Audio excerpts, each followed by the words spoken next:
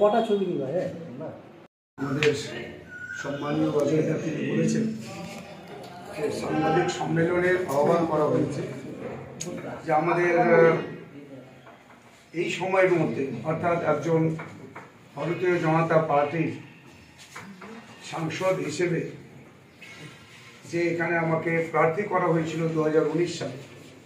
সাংসদের জন্য, অর্থাৎ নির্বাচনে আমাকে মনোনীত করেছিলেন আমাদের পার্টি ভারতীয় জনতা পার্টির কেন্দ্রীয় কমিটির পক্ষ থেকে।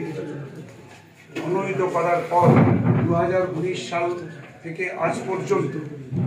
অর্থাৎ 2024 সালের আবার অষ্টাদশ লোকসভা নির্বাচন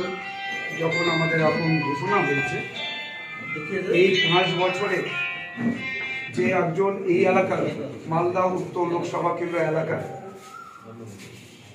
সাংসদ হিসেবে যে সমস্ত কাজগুলো করা হয়েছে, যে উন্নয়নমূলক কাজ করা হয়েছে, এই সমস্ত বিষয়গুলো নিয়ে